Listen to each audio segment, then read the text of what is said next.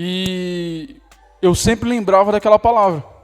E inúmeras vezes eu pensei em matar. Já tentei acabar com a minha vida. Olá, querido, seja bem-vindo a mais um vídeo aqui do nosso canal, no Testemunho, no quadro que a gente tem aqui, Testemunho Inovar. Semana passada a gente teve o Nicolas aqui falando sobre o seu testemunho, aquilo que Deus fez na vida dele.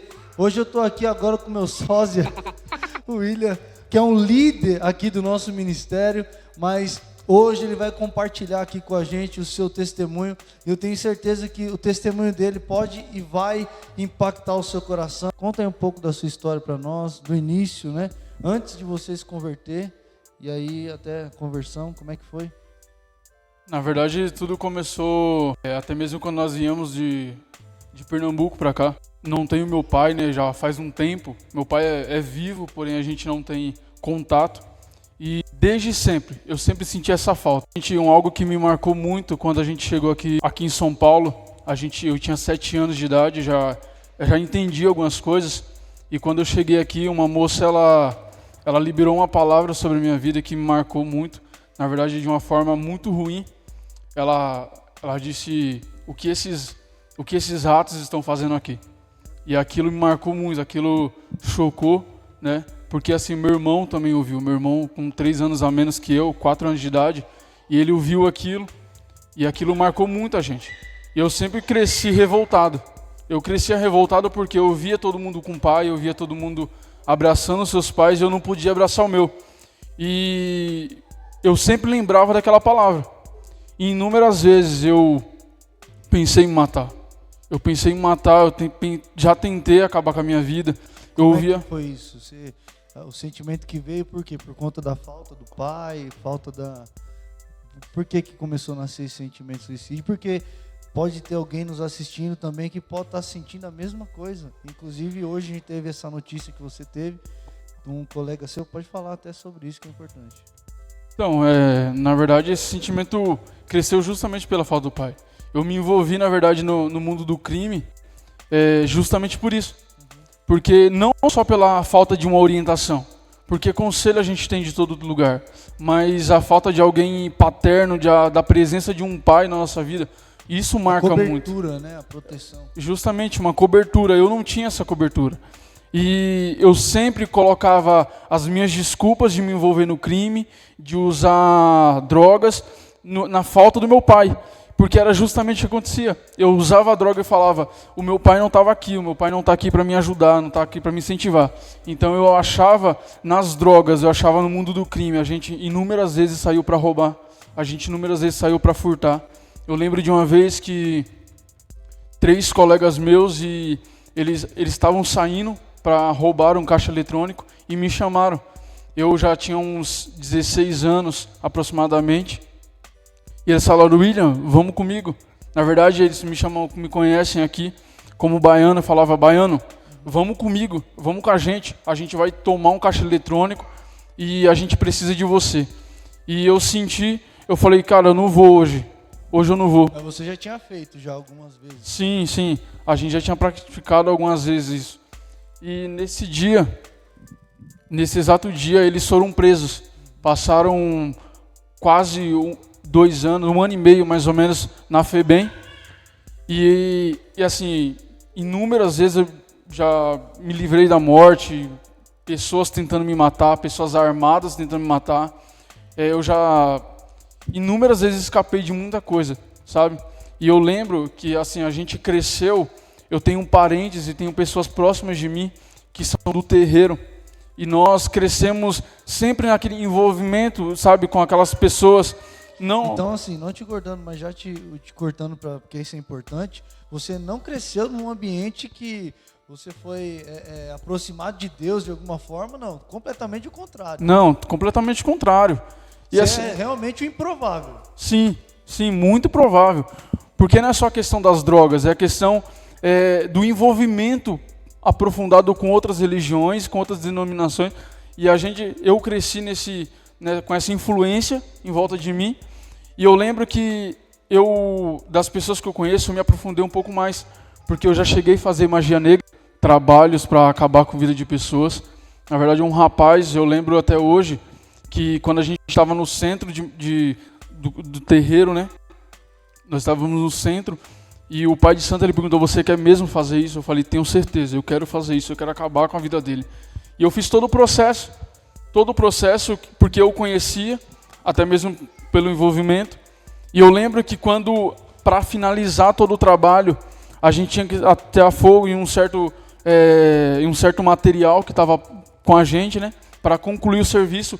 E eu lembro que da chama que se aproximou perto de mim, a chama subiu muito alto e ela se apagou do nada. E o pai de santo ele falou assim: por que com você não está acontecendo nada? Meu Deus. Por que com você o trabalho não está acontecendo? O que você tem? E no exato momento eu falei: cara, essa vida não é para mim. Eu não posso viver nessa vida. E depois de um tempo eu me batizei e conheci a minha esposa, Sabrina. Você se batizou na igreja evangélica já, no caso? Sim. Eu me batizei na igreja evangélica e depois eu conheci a minha esposa. Foi a pessoa que me incentivou a caminhar, porque ela já era da igreja. Até conhecer ela, você vivia essa vida? Sim, até conhecer ela, até porque eu falo pra ela que ela foi muito guerreira, porque quando ela me conheceu, eu não escondi nada. Eu falei: eu sou essa pessoa. Eu sou o cara que faz isso, você está disposta? E ela falou sim. Então, até conhecer ela foi uma vida. Na verdade, o início de tudo foi a minha esposa.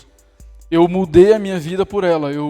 Quando eu descobri que eu poderia ter uma família. Deus usou ela para mudar completamente o rumo da sua vida. Sim, a Sabrina, ela foi a pessoa que Deus usou realmente. Foi uma chave.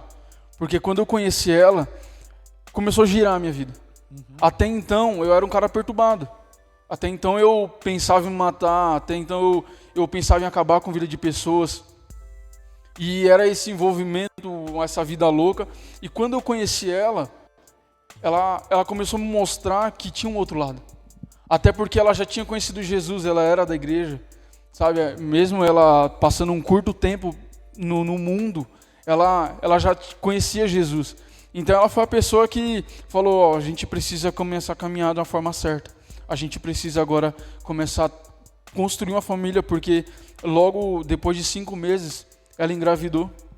5 meses de namoro ela engravidou. Eu tinha 17, ela tinha 14 anos. Nossa, jovens. Jovens, a gente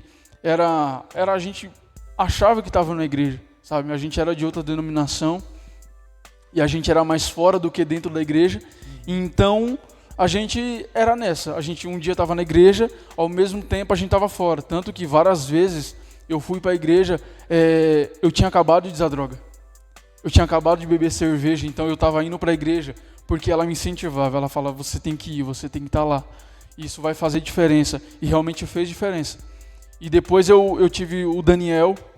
Meu filho foi o que complementou tudo, porque quando ele veio, eu tive a noção do que eu não tinha recebido. Logo veio na minha cabeça: agora eu tenho que dar o que eu não recebi. Agora eu tenho que ser a cobertura. Eu tenho que ser o que meu pai não foi. Sim. Eu tenho que ser a cobertura para o meu filho. Eu tenho que suprir as necessidades deles, não só na matéria, não só no material, não só em fralda, leite, sim, mas no amor. Já a gente começou a se envolver, tanto que a gente tinha saído do ministério antigo e a gente veio aqui para inovar. E quando a gente chegou aqui, a gente foi acolhido, né? O senhor lembra do começo? Sim. A gente chegou aqui, a gente foi acolhido. Era pastores novos, pessoas novas. A gente falou: não vai dar certo. Eu vou sair da igreja. Eu não vou aceitar o cara mais novo falando comigo. E aí eu pensei comigo e ela falou: vamos ficar. E a gente ficou. A gente aqui conheceu Jesus da forma que ele é, da realidade que ele é. Porque quando a gente sempre achou que o evangelho era uma coisa. A gente sempre achou, na verdade eu sempre tive um preconceito. Eu já excluí diversas pessoas da minha vida por isso. E um fator, eu acho que interessante, que vale a pena contar, é o fato de eu ser o primeiro cristão de todas as minhas gerações. Eu sou o primeiro cristão de todas as gerações da minha família. Eu sou o primeiro a abrir essa porta para todos os meus descendentes. Nenhum deles eram cristãos, nenhum deles serviam a Jesus, nenhum deles conheciam Jesus da forma que realmente ele é. E quando eu me converti, a primeira coisa que eu quis ganhar foi a minha casa. Não importa como você começa, e sim como você termina. Essa palavra, desde a primeira vez que eu escutei, ela marcou a minha vida, ela marcou meu coração. E ela queima até hoje. Porque às vezes a gente acha que todos os projetos que a gente tem, todos os sonhos que a gente tem, eles estão dando errado e vão continuar dando errado, mas eu quero te dizer uma coisa. Aonde existe 1% de Jesus, nos 99% de incerteza e de dúvida, esse 1% faz a diferença. Quando a gente decide ter uma nova história, quando a gente decide viver o novo de Deus, a gente é completamente transformado, porque é uma decisão. Eu decidi, independente do meu pastor, do meu líder, do meu pai espiritual, ter lutado, jejuado e orado por mim. William, eu decidi deixar de lado o baiano, deixar de lado a velha história, deixar de lado o velho homem e ser uma nova criatura. Amém. Querido, depois de uma palavra dessa, a gente só tem a agradecer. Obrigado, William, por compartilhar, porque realmente é um desafio para compartilhar tudo isso. Não foi tudo, a gente sabe, mas nós vamos ter uma nova oportunidade. Mas você e a nossa oração e o nosso propósito é esse, que esses testemunhos sirvam para edificar a sua fé. Então, querido, Deus tem sim uma oportunidade para a sua vida. Um beijão no seu coração e até o próximo vídeo nesse quadro Testemunho Inovar. Deus abençoe.